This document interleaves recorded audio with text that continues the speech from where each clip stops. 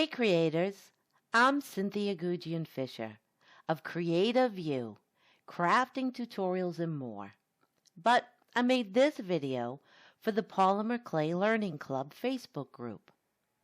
Each Saturday, I'll share a video, slideshow, or interesting discussion with the group. But this week, I have a fun project, so let's get to it. You won't need much for this project, just some scrap clay in coordinating colors, a clay blade, and a pasta machine. I made a kaleidoscope cane, and even after making lots of Natasha beads, I still had a ton of scrap left over. So I decided to make some stripy scrap canes and to show you guys how I did it. To make the cane, I used a piece of mixed scrap and small amounts of the colors I used to make the original kaleidoscope cane. I began by rolling the scrap clay into a long, thin log. Then I twisted the log around itself and rolled it out again.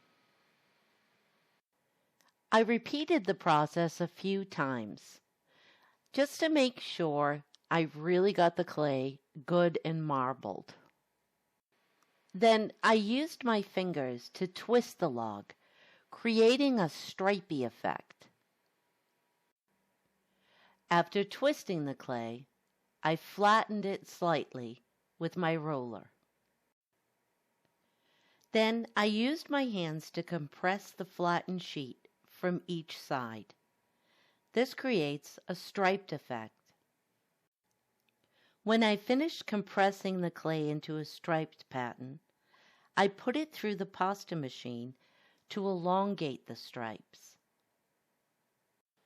My pasta machine's thickest setting is 0. Its thinnest setting is 9.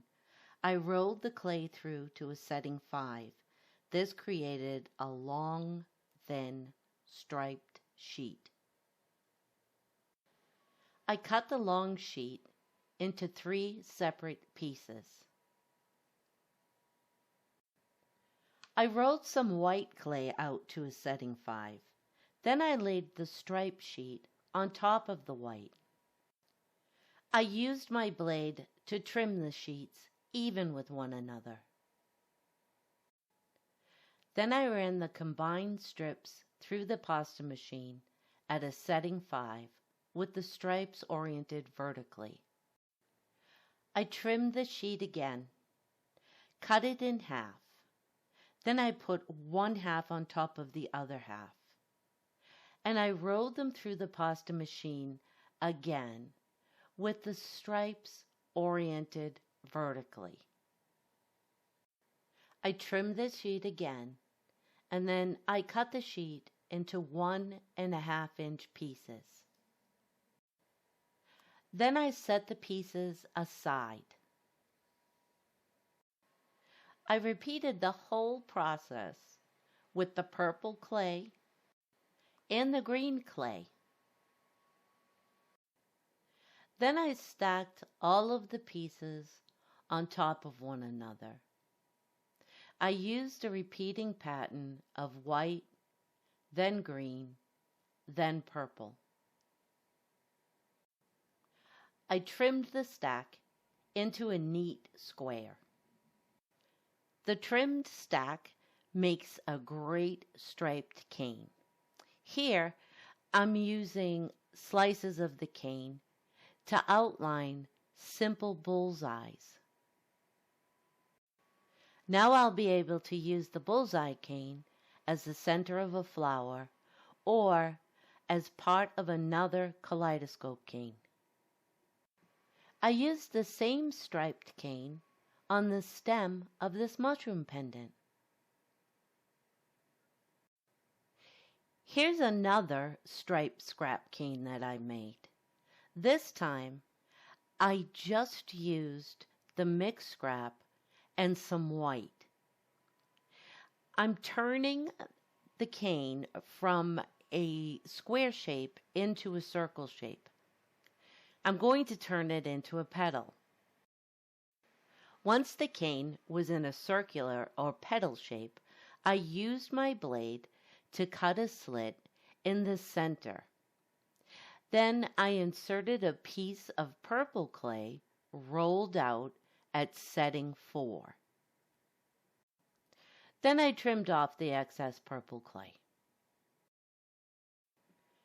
Finally, I wrapped the cane in a sheet of purple that had been rolled out to setting 5. It makes a really unique petal that can be turned into a very pretty flower cane. This stacked cane was created with the mixed scrap and some Primo wasabi clay. I cut the stack in half on the diagonal. Then I flipped one half of the cane over.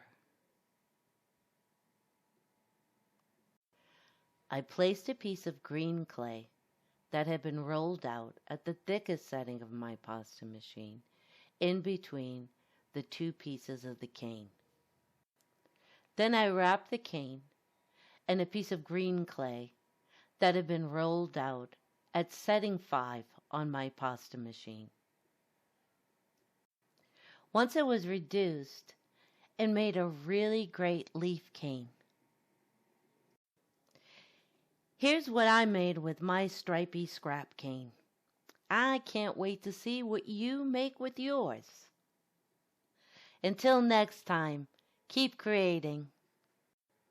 Thank you so much for watching. Be sure to join the Polymer Clay Learning Club Facebook page and join in the discussions.